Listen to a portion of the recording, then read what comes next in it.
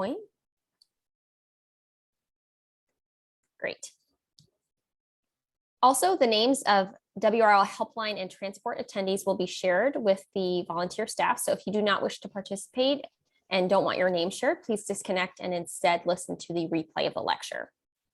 In addition, we ask that you don't share call in or replay information with anyone outside of WRL without checking with the Trifecta Operations Committee first.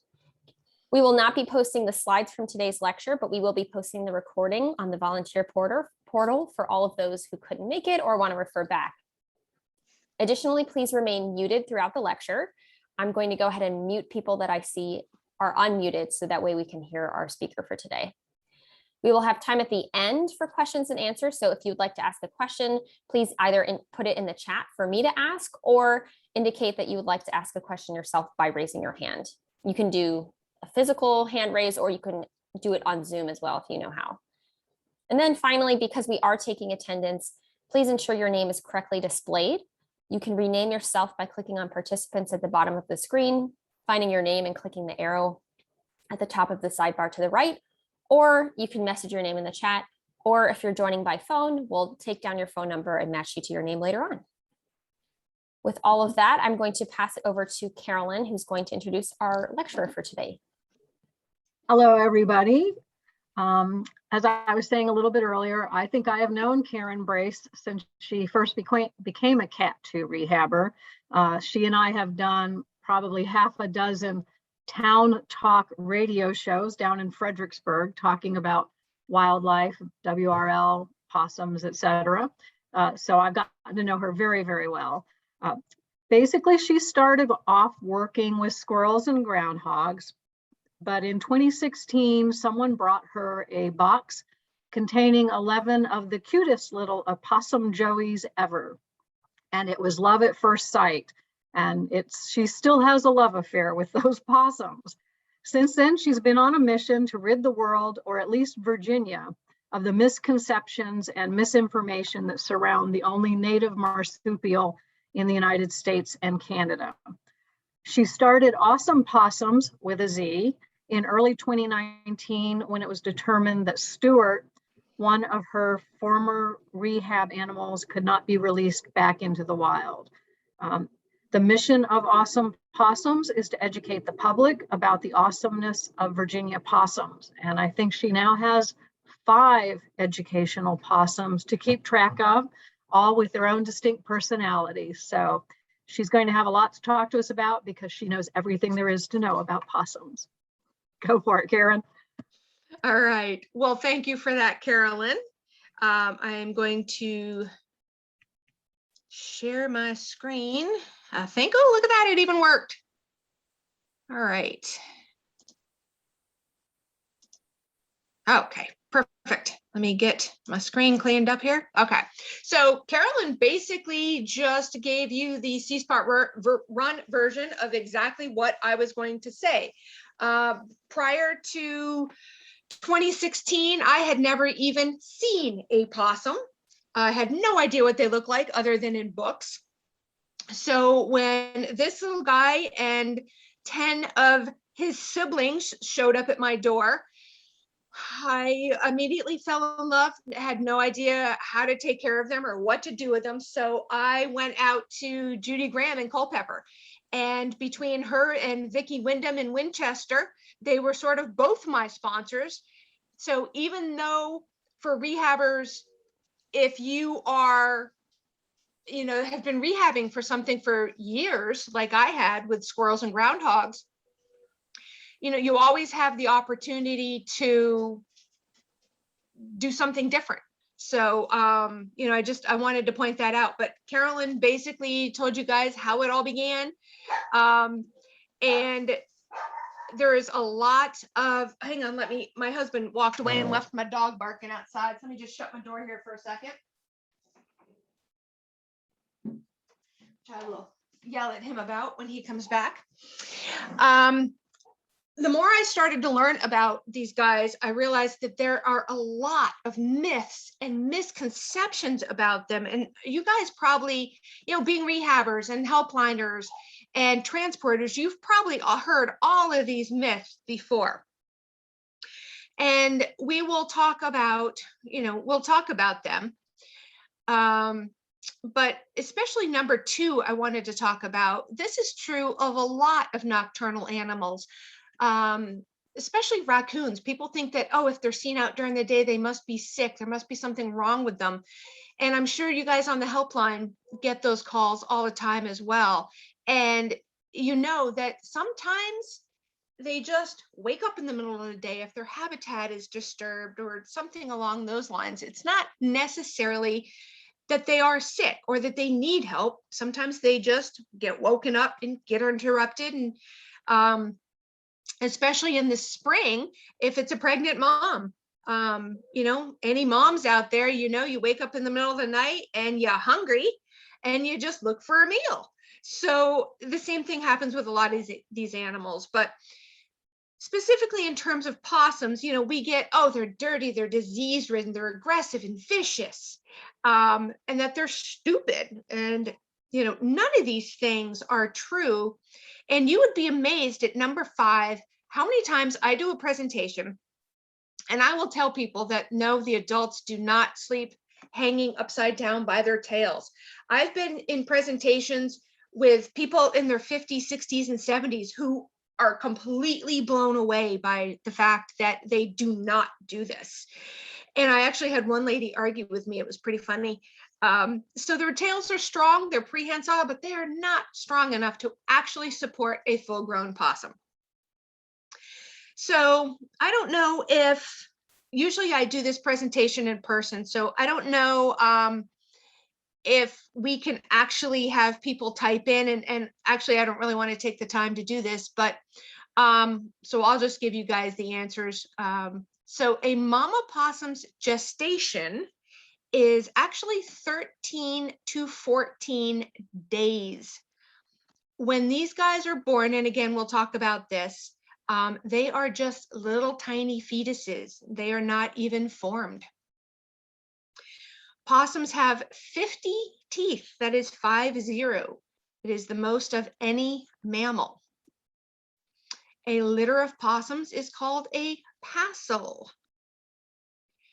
And I love doing this, asking people this question in in a big group, because most people either say sewer rats or panda bears. A lot of people think panda bears are marsupials. They're not. So those are the 2 panda bears, and sewer rats are the 2 most common answers. Most people are very surprised to learn that they're actually more closely related to kangaroos. So a lot of people ask me, well, aren't these animals opossums? But you say possum. Well, the short version is, I think the word opossum sounds silly, and I refuse to say it. So possum is an approved slang term. But the animals that we now know as the Virginia opossum were first, quote, discovered in the early 1600s when Captain John Smith and his group stumbled upon these critters, and he called them opossums, which is the Algonquin term meaning white animal or white dog. He wrote in his journal, an opossum hath a head like a swine and a tail like a rat, and is of the bigness of a cat. Under her belly she hath a bag, wherein she lodgeth, carrieth, and sucketh her young. By 1613, the O was dropped, and they even started to call them possum. But the scientific name, as you can see underneath the opossum on the right, is Didelphis virginiana, so Virginia opossum. So technically, they are opossums and not possums, but I am just lazy. Now, there are actually true, quote, possums, but they're only found in Australia, New Zealand, and New Guinea. They actually hold the actual scientific, they are in that scientific family of possums. In Australia, they have 26 or 20 different species of possum, ranging from the biggest, 3 feet head to tail. And then they have the most adorable little pygmy possums that full grown will fit on your index finger. So there are actually possums, but again, ours are opossums. And as I mentioned, they're marsupials, so they carry their babies in a pouch, just like kangaroos, koala bears, which everybody knows. When you say marsupial, everybody knows the kangaroo, everybody knows the koala bear, but most people do not know the bottom left. Wombats are marsupials, and bottom right, Tasmanian devils. Incidentally, I learned a fun fact about Tasmanian devils from a Ranger Rick magazine, that how they got the name devil is, you can see the one on the bottom right. When they get upset or stressed, they have hairless ears and their ears blush, so they turn red. So apparently to somebody, the red ears look like little horns. So that's how they got the name. And of course, they're from Tasmania. So that's how they got the name Tasmanian devil. Little extra tidbit there for you, but they are marsupials as well. So the Virginia opossum has been around for 70 million years. They actually walked the earth at the time of the dinosaurs. Obviously, unlike the dinosaurs, who are no longer in existence, the possums are still around. So I have a theory as to why. I have many theories, as my husband will tell you. So how to outlive the dinosaurs? Rule number 1, don't be fussy. These creatures eat just about everything, from ticks to snails and other bugs and frogs and snakes and dog and cat food, human food, carrion. They actually will eat dead things, just like vultures do, to plants, fruits, grains. Noticed I have ticks written in there twice. Everybody, once you tell people that possums eat thousands of ticks every year, suddenly the possums are a little less gross and a little more attractive to have in your yard. So unlike the dinosaurs, who had to, some of the dinosaurs became extinct when their food source disappeared from the earth, these guys have adapted over 70 million years to eat just about anything. Rule number 2 is you have to be a great actor. And I think possums are one of the greatest actors out there. So essentially, in possum speak, this is what you do if a predator approaches and you can't get away. First of all, you puff up and you hiss like a scary cat. You show all your teeth. You start to drool, act a little crazy, which incidentally is probably why everybody thinks these guys have rabies. Then they actually can squirt a really foul smelling odor. It's not really from their butt so much as from their anal glands. It's green, it's oily, it's nasty. If anybody has dogs and you know what that dog anal gland smells like, it's a little bit like that mixed with death. And when they get startled, they can squirt that out. They don't spray it like a skunk, but they can ooze it. It's gross. Then if that doesn't work, the predator doesn't go away, they stagger, fall over, eyes roll back into their head, they get stiff. But the mystery that surrounds these guys, and as far as I know, the scientists still are studying it, all of this is instinctive. And it is when the possum, quote, plays dead and gets to the point where it just falls over, that is a completely involuntary response. They have no control over it whatsoever, and they're actually unconscious. Their heart rate slows down to just a few beats per minute. And normally their heart rate's about 180 to 240, and it slows down to just a few beats per minute. They get stiff, and they actually seem dead. They're unconscious. So how does the possum know when the danger has passed? Because they can stay in that state for 2 minutes or 2 hours. Just depends on what's going on and how much danger they think that they're in. And then when the predator, the dog, the cat, the human, whatever, goes away, they're able to come out of that state, hop up and go on their merry way. And scientists, as far as I know, have no idea how they do it. And it's extremely, like I said, extremely convincing. And down at the bottom right is a pretty textbook possum playing possum. I know possum rehabbers out there will attest to this. If you have ones out in the release cage, I'll never forget when I went out to Judy Graham's and she had a female out in a release cage, and she reached in and pulled her out just to kind of show me what a juvenile possum looks like.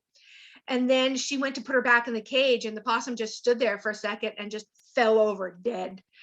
And Judy just reached in and went, "Really?" and kind of nudged her a little bit, and the possum hopped off and ran back in her box. But they usually either kind of lay like that or they curl up on their side, but the mouth is open, there's drool, the eyes are open. It's you can see the one on the top, same thing. It's pretty textbook when they do it.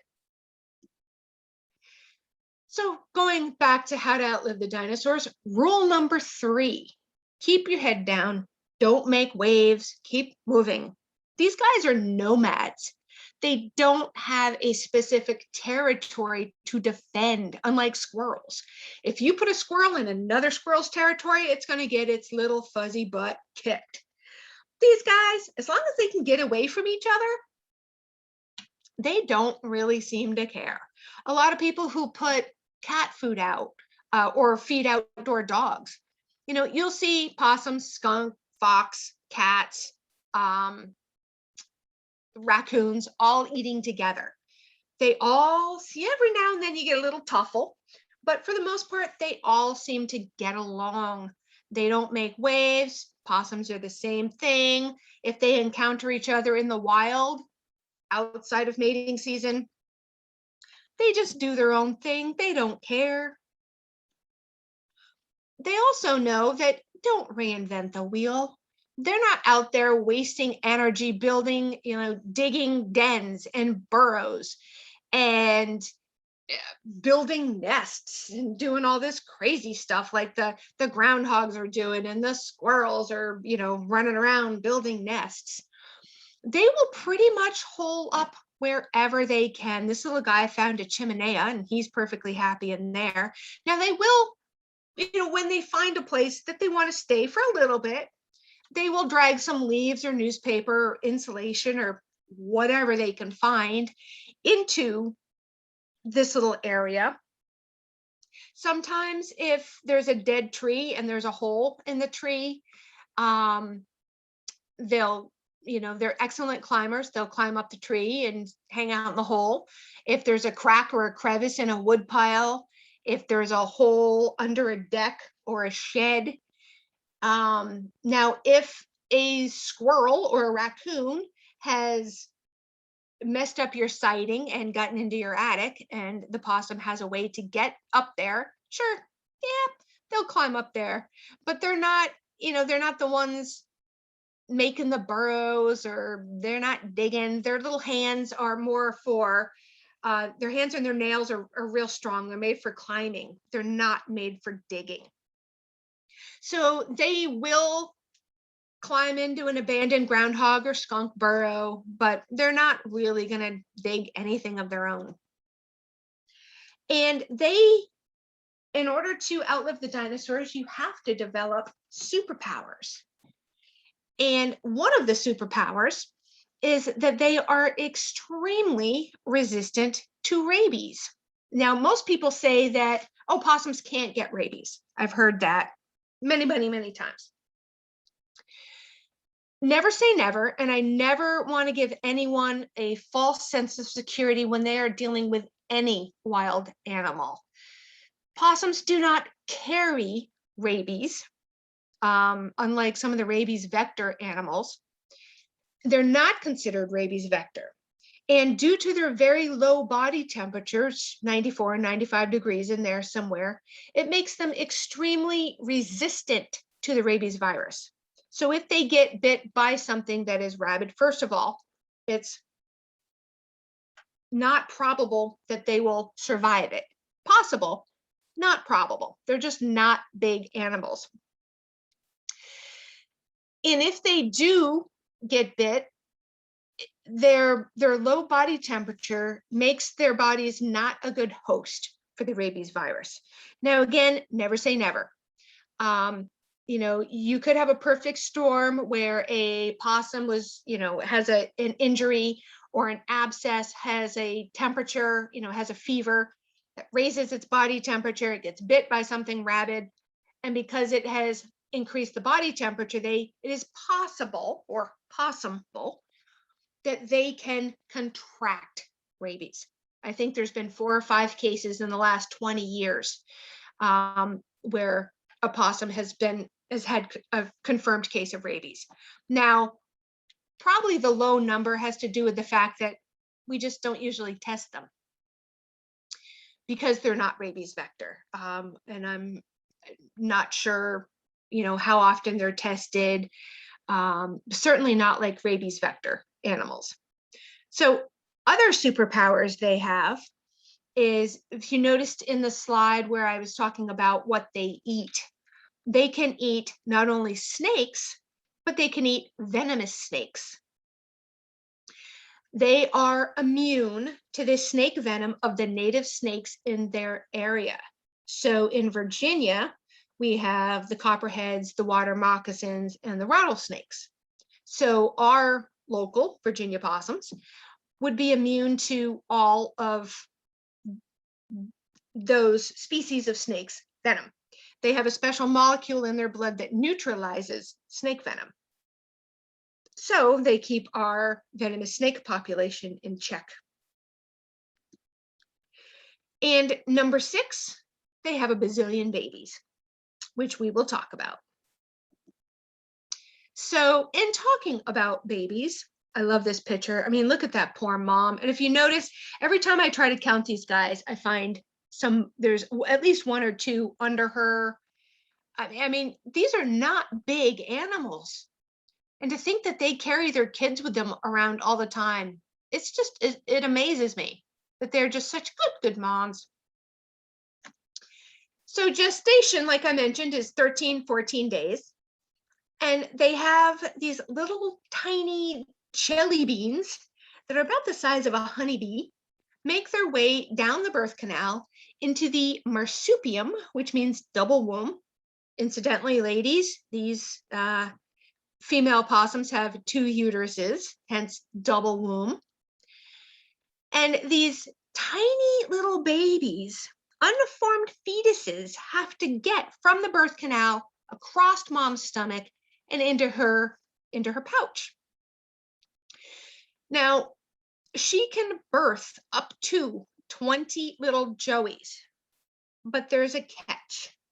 And you can see the size of them at the top right compared to that dime. So she can birth 20, but there is a catch. She only has 13 nipples. So the first 13 little possums, little joeys that get there, win. That's what you call survival of the fittest, right out of the starting gate. So the first 13 that make it find the nipple, and it goes not quite, but almost into their stomach, and it swells. And they remain attached to the mom for we usually say about 2 months. Now, during that time, they're getting a constant drip, drip, drip of formula. They're getting everything that they need, the nutrition, the antibodies, everything that they need to be big, strong possums. And I love this picture. This did not come from me. It came from I need to remember where I got it. Another wildlife rescue somewhere, I think even on the East Coast, but you can see all those little babies. They're probably about 4 weeks old. All those little buggers in there. So, like I said, the baby's attached to the nipples, and they're basically being tube fed by the mom. So you see this little guy on the right is being tube fed. We use the little catheter tubes. Some people use the red, some people use the other ones. But because of the way that they grow in the pouch and the way that they nurse, they don't really have a suck reflex like puppies and kittens and squirrels and bunnies and humans. So if you put a little nipple in their mouth They just don't have that reflex to start sucking. Now, some rehabbers I know don't want a tube, so they just try to drip the formula in their mouth little by little by little. That would make me crazy, especially when you have 35, 40 little babies that have to be tube fed every 2 to 3 hours. Tubing them is definitely the easiest way to go once you get the hang of it. So at about 8 weeks, they're the size of little mice, and they'll start to leave the pouch for a short time and kind of explore. Their eyes are opening, their ears are up. So the little guy in the picture is probably about 7 weeks. Looks like his eyes are starting to open, but they're not quite there yet. So he's somewhere between 7 and 8 weeks. At about 12 weeks, they start to crawl around on mom, and that's usually when you see them riding on her back. So a lot of times when we get, you guys on the helpline get calls, hey, I found a little baby possum all by itself in the yard.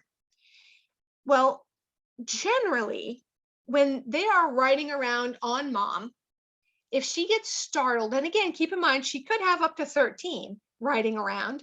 If she gets startled and she takes off, she's probably not even going to know that she lost a baby, or 2 or 3 sometimes. Especially if she feels she's in danger. She's not going to risk her life or the life of her other babies to go back for that 1 or 2 little babies. So if you get a call on the helpline and somebody says, hey, there's a possum, especially if it's this age, it has its eyes closed, without a thought, absolutely, yes, scoop it up, keep it warm, get it to a rehabber. We generally say if they're under a pound. Now, some callers will happily scoop up the possum and put it on their kitchen scale. But generally just having them send us a picture, we can tell, yes, that should still be with its mom, or it can be on its own, or, so again, it's one of those things where it depends.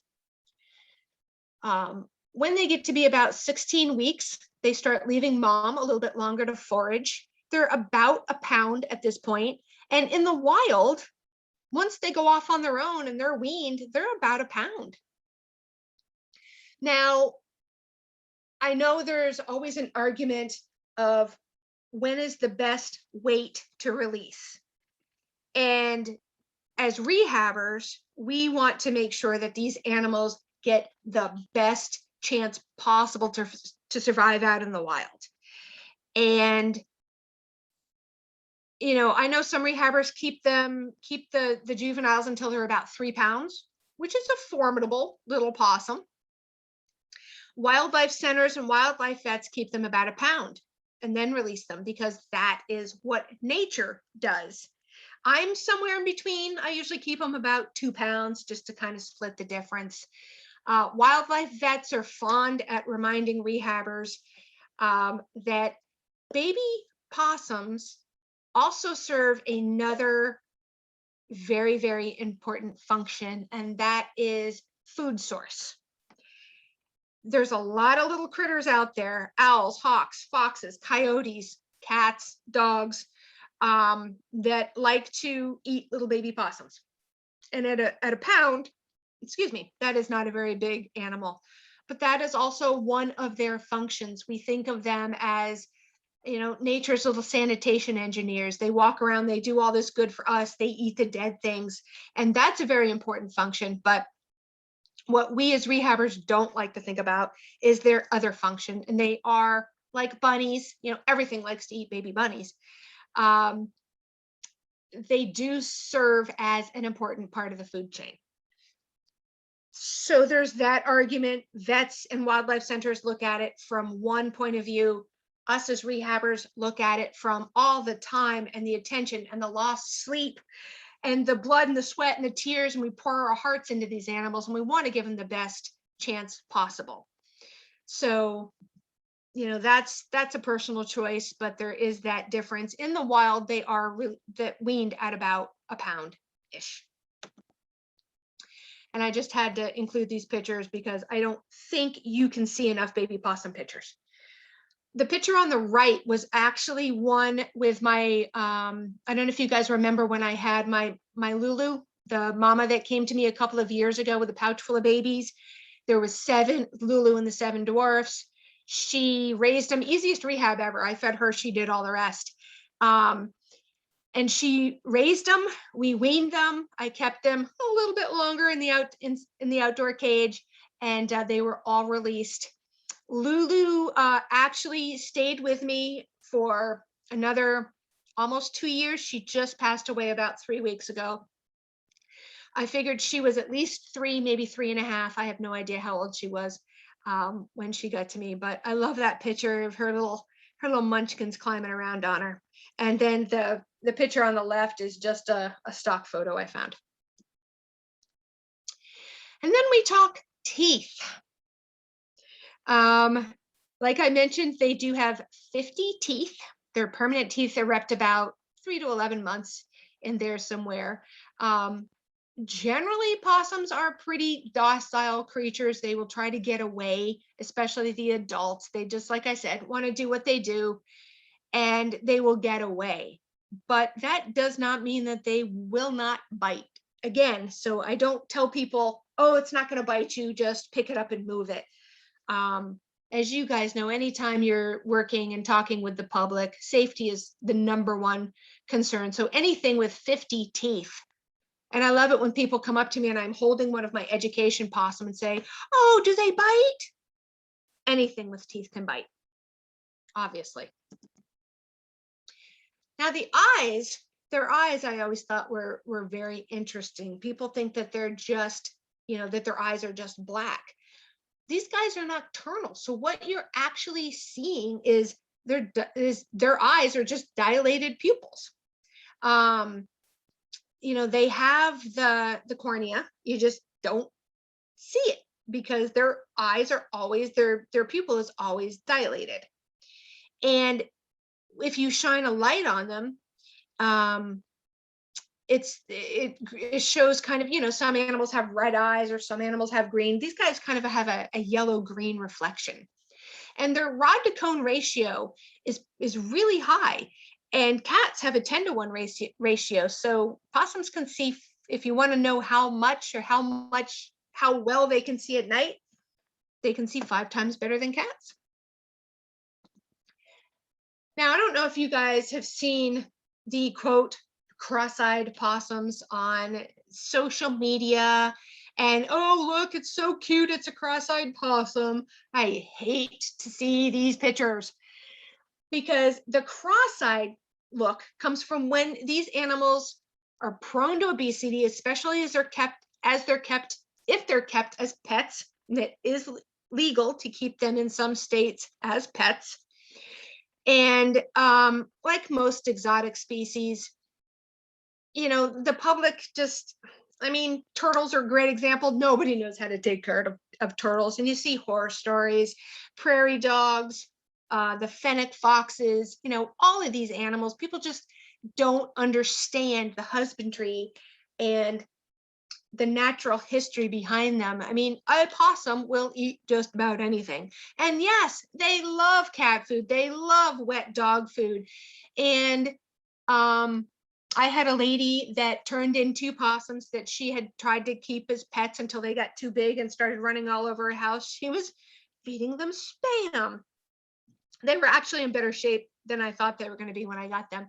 But they do love potato chips and candy and hot dogs. That does not mean you should feed it to them. So whenever you see these cute, quote, cute cross-eyed possums, just know that that animal is extremely overweight. And it's actually fat deposits behind the eyeballs that are pushing the pupils into the center. So that is the sign of a very unhealthy possum. That's my little tangent there. Everybody loves the little fingers. They've got 5 little fingers on the front, but on the rear feet, they actually have a hallux, which is an opposable thumb, just like our opposable thumbs. And they use these for climbing and gripping. And that is actually little Miss Bobby Sue's foot.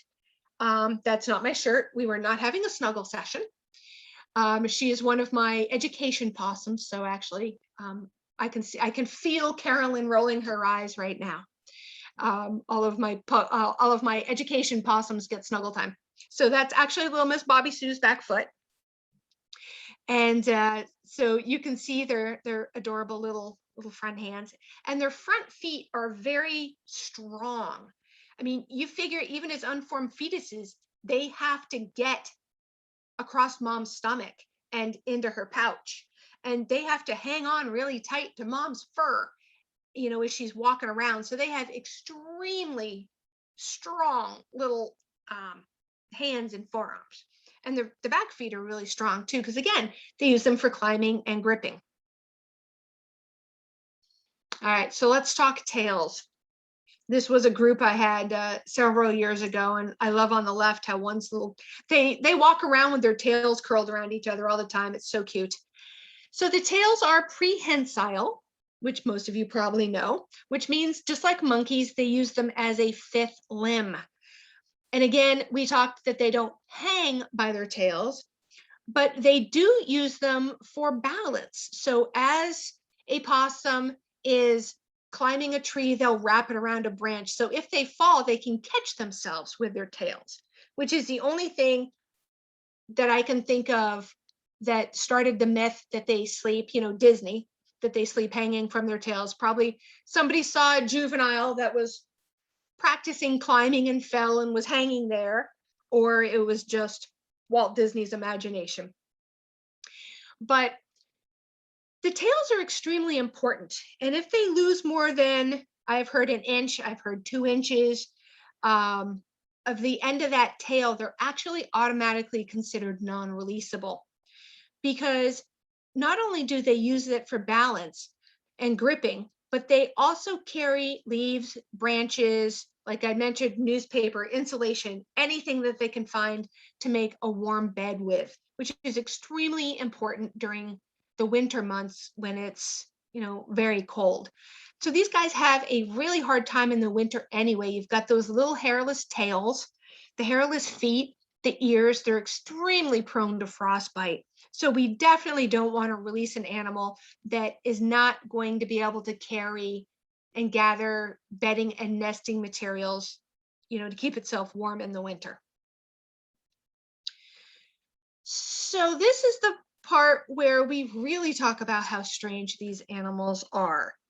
Males and females have a cloaca. And just like birds, this is the place where we're all adults, the pee and the poop comes out, the same place. They do not have an external urethra and an anus. It's a cloaca, just like birds, just like reptiles, everything comes out of the same place, which nobody told me when I started to rehab baby possums. Imagine my surprise when I have a group of my first group of baby possums, and I am stimulating them to try to go to the bathroom. And everything just happened in one place. I wish I could have seen the look on my face when that first happened. And then I realized, oh, they actually have a cloaca. They are one of the very, very few mammals that have a cloaca. I see Dr. Burwell name in this. So if at the end, if she would like to fill me into evolutionarily why these animals have cloacas instead of the regular excretory systems, I've never been able to figure it out. So yeah, so if you'd like to chime in on that, Dr. Burwell, be my guest. But it gets weirder. The males have forked penises. Now take a look at that thing. Sometimes it's fun when I do presentations, people think I say 4, like the number 4 penises, and that gets some looks, but no, forked bifid penis. Maybe it has something to do with the fact the females have 3, count them, 3 vaginas. Again, utter speculation on my point. So just a few fast facts for you. The males are called Jacks, the females are called Jills, and the babies are Joeys. So we have Jacks and Jills and Joeys. They get for about 8 pounds. The females are usually smaller. They are dimorphic, which means the males and the females physically have different characteristics. So the females generally tend to be smaller. The males tend to be a little bit bigger. They can reach about 3 feet long with the tail at maturity. Now, the average lifespan in the wild is a year or two. If you see a 2-year-old wild possum, it's going to look pretty rough. It's probably going to have some scars. Its fur is going to be patchy. Their teeth just wear down really fast. Overall, they just do not live very long. In captivity, I used to say that they would live, 4 years, give or take. But for those of you who know my big guy, Stuart, the one who started all of this, he passed away last year, November, on Veterans Day. He was 3.5, and he had arthritis and cancer, and he had an abscessed tooth. So you would think in a situation where we have these guys as education animals with vet care, I mean, he had a whole staff of doctors. He had a nutritionalist, me. He had housekeeping services, janitorial services, grooming services. And he still only lived to be 3.5. And I've actually heard from other rehabbers who have had education animals that it's very uncommon for the males to even live past 3. So I guess in that regards, I got 3 or 6 extra months with him, but it was, they're still, their little bodies wear out and they just don't live that long. As I mentioned, their body temperature is lower than most mammals. And again, we call them nature's little sanitation engineers because they just come out at night like little marsupial Roombas and root around looking for things to eat. And they eat the bugs and the mice and venomous snakes and all kinds of things, and especially the carrion. So they do serve a purpose like the vultures. And I have a friend that does education with a turkey vulture, and we have this running argument about who's better, the possum or the vulture. And I say the possum because vultures eat just meat. But of course, the possums eat, the trash, the fruits, the vegetables. So really with the possums, I think you get more bang for your buck. So the obvious choice, possums. Possums are the better ones. She will disagree. So I'm sure if you guys on the helpline have people that say, okay, that's wonderful. I still don't want these scary, gross, stinky things in my yard. I don't want to kill them. I just want to get them out of my yard.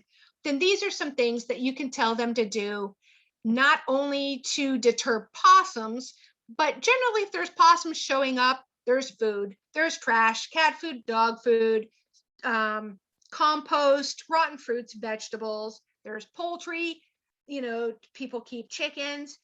So chances are if you have possums, then people also have raccoons, skunks, fox, because most of these conditions will also attract other animals as well. So if you have somebody that calls and says, oh, I'm freaking out, I have a possum in my trash can, what do? Tip the trash can over, the possum will leave. I have a possum that got in my garage, what do? The best thing to do is wait until dark, open the garage door, put some stinky food out, some cat food to lure the possum out. When you think it's gone, close the door, and then just leave garage doors shut. There's a lot of resources. These are 2 that I use the most for resolving wildlife conflicts. The Humane Society of the United States is great. They have the book Wild Neighbors, although I've tried to find it, and I don't know if they still have it or not. But that's also a great book. But you can go on their website under Wild Neighbors, and you can look up any, quote, nuisance animal, and they will give you tips on how to get rid of it, how to get them to move along. I always tell people, you can call a humane, quote, wildlife removal service, chances are they're not humane, and you're going to spend hundreds, if not thousands of dollars. So why not give some of these tricks and tips a chance to work first? Save yourself some money, spare the animal's life. I get it. If you have an attic full of squirrels and they're chewing your wiring, it's dangerous. It's a fire hazard. Sometimes we do have to intervene, but a lot of times just getting these animals to move along is not that difficult. Now, I'm right at my time, but Carolyn said that I could share some breaking news with you guys. And some of you, like Michelle, are follow Awesome Possum. So I know that you already know about this, but just a quick little teaser here. I am opening a retail store, if it doesn't kill me first, downtown Fredericksburg, early March, only a month away. So on William Street, there's going to be wildlife and nature related gift items. I'm renting space to local artists. So there is going to be amazing wildlife and nature related watercolors, acrylic, clay, fused glass, woodworking, wood cutouts, all kinds of different stuff. And we are going to do lots and lots and lots of events. The place is big enough I can actually have events there. Some of them I want to do PJs and possums. In the summer, everybody shows up in their PJs. We have hot cocoa. We do a possum presentation. Whatever else pops into my head. I want to do possums for reading, which is going to be a monthly story hour where people can bring their kids. There'll be a possum there, and we'll do stories, and we're going to do regular wildlife presentations, and I'm going to get Vega the turkey vulture in there, and all sorts of fun things. So you ask, how can I find out more about these events? Well, there you go, down at the bottom. Follow Awesome Possums on Facebook, and my new Facebook page for the store is Possumbilities in the Berg. And I am posting videos of the progress of the store. And soon I will be unboxing inventory and doing some meet and greets with the different artists and things like that. So I'm 3 minutes over. Does anybody have, that was a whirlwind. Sorry, it was a lot of information. Carolyn knows I could talk for 3 straight days about possums. Does anybody have any questions? How much time do we have? Like 15 minutes for 10, 15 minutes? Yeah, great question. Thank you so much, Karen.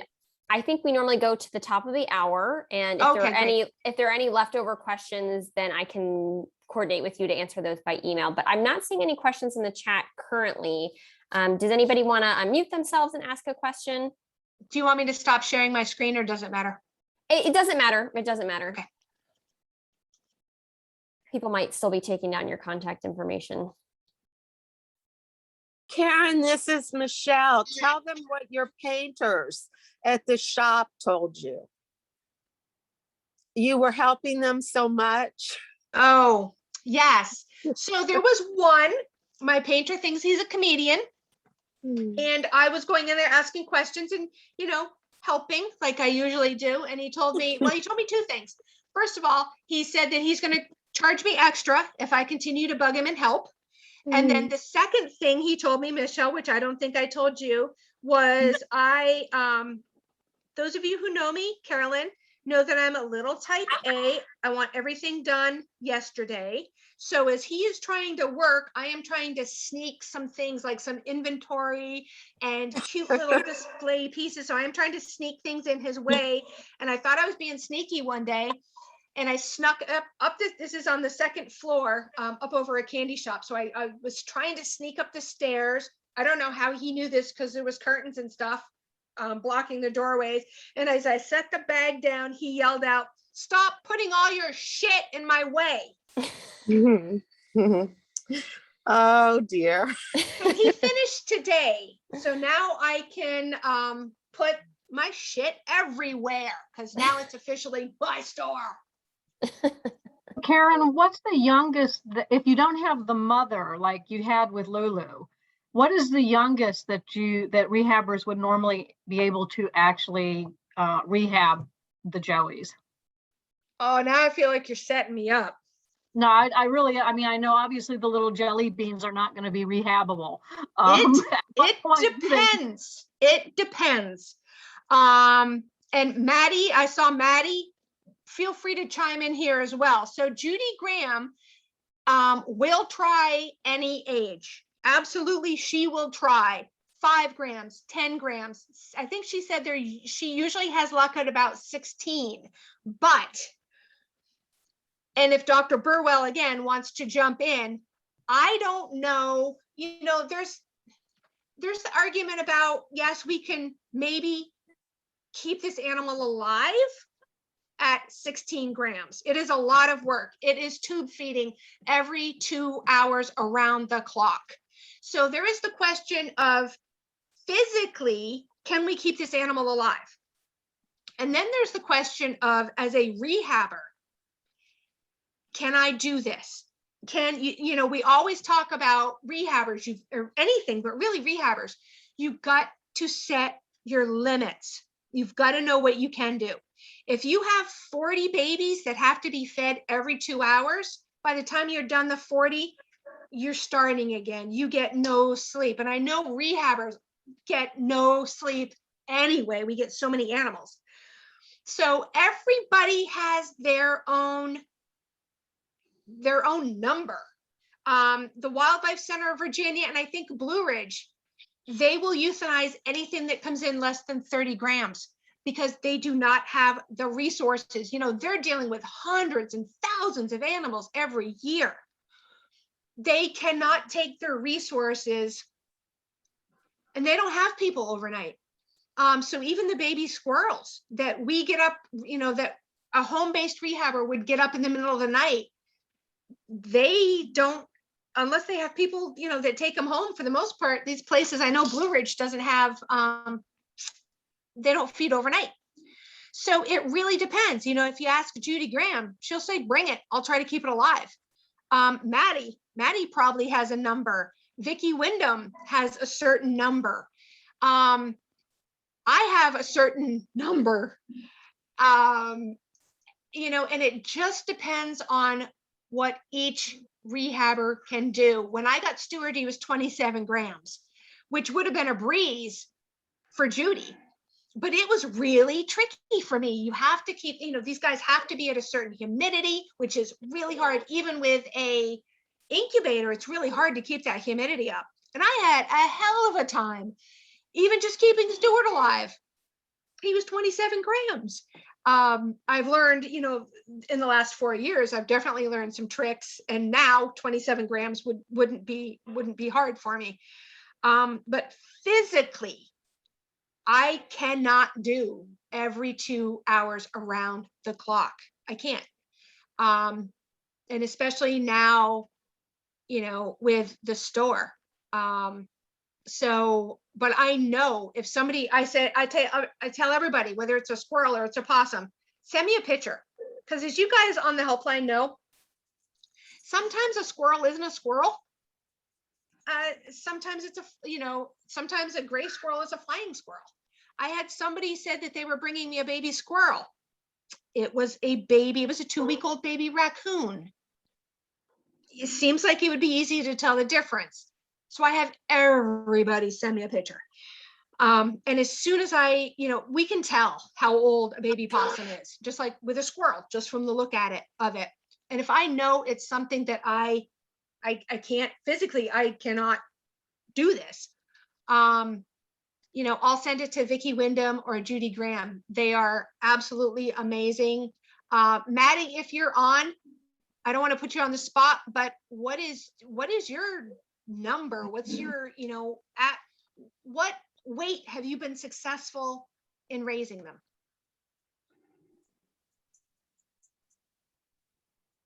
Maddie is on. She might have stepped away. I can ask. Okay. Or Is Maddie, she unmuted? she's muted here. Maddie, I'm going to ask you to unmute, so maybe that'll make it easier to unmute if you're trying.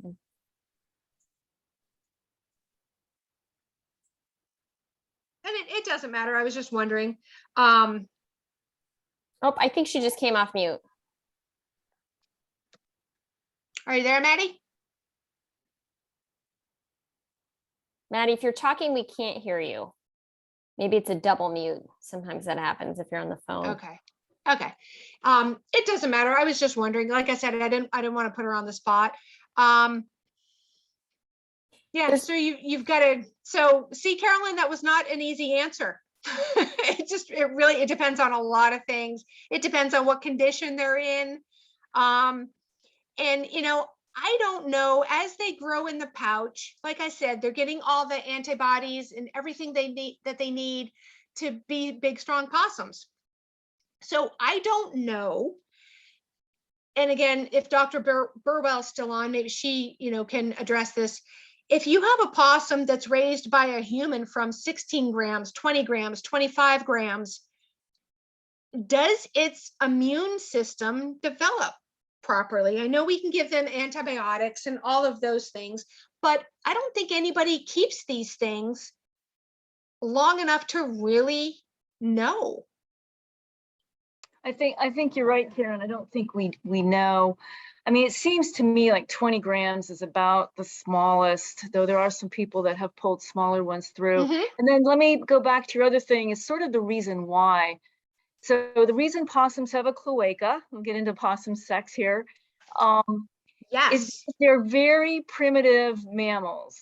So they are, mammals evolved from reptiles, and so the mammals that are, again, the most primitive still have the cloaca the same way that a reptile does. And the interesting thing about, so possums are part of what are called non-placental mammals. We always think of mammals as, what defines a mammal is an animal that has fur and produces milk. That's a mammal. A duckbill platypus that lays eggs is a mammal.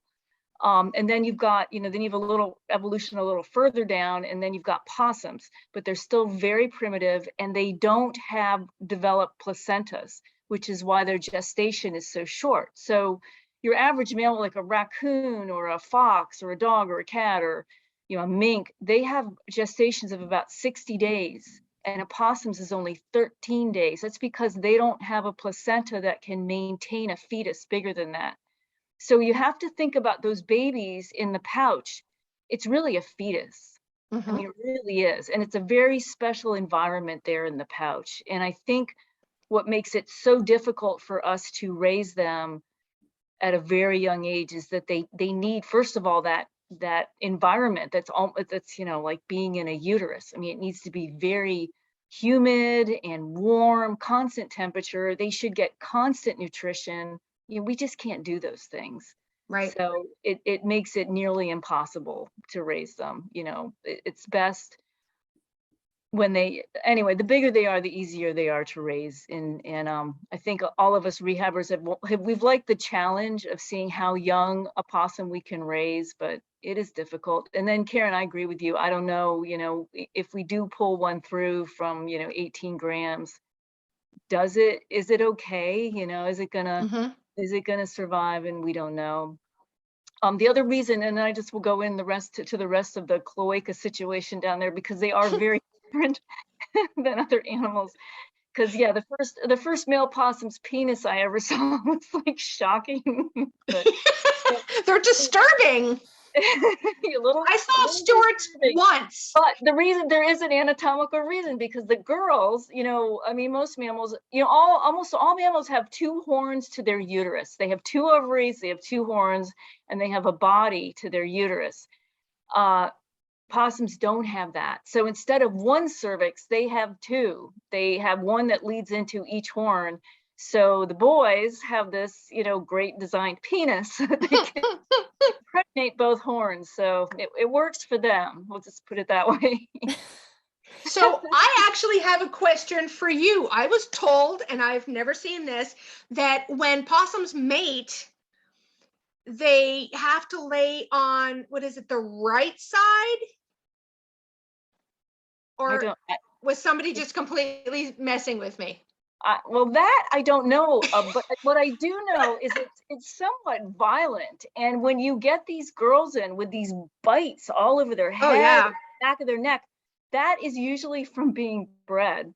I mean, I see these poor little girls, and I feel like they're abuse victims. They really can end up very beat up from that. And I don't understand how that makes sense in evolution, that it's like that. But Yeah. But a And the lot of same those thing with the birds- squirrels. And I was just reading about similar behavior in otters, apparently. Mhm. So yeah, it's, I hate to cut this conversation short, but I wanted to thank Karen again so much for her time tonight. I learned a lot. Possums seem at once both a simple and a very complex animal. So thank you so much for taking the time today. We're very excited to continue the Trifecta lecture series in 2022. The plan right now for February, and actually she's on the line, Dr. Burwell we're thinking of doing a lecture on raptors. So unless, I know our rehabbers are going to be probably pretty busy this year, so there may be some flexing there, but that's the plan right now. I have the 2 questions left in the chat that we didn't get to. I'll take those down and we'll follow up.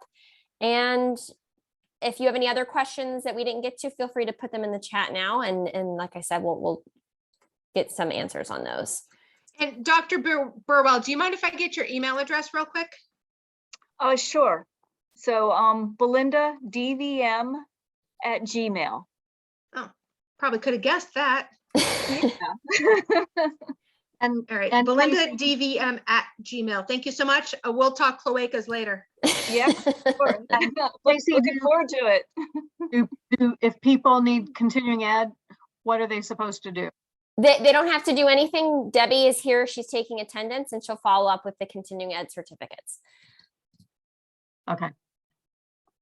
And I know Debbie just goes ahead and sends certificates to anybody. And so if you need them, you have them. And if you don't, then no worries. Great. Well, thank you again, Karen. And thank you everybody for joining tonight. And we'll see you next month. Thank you so much. Thanks, Thank Karen. you. Thanks, Casey.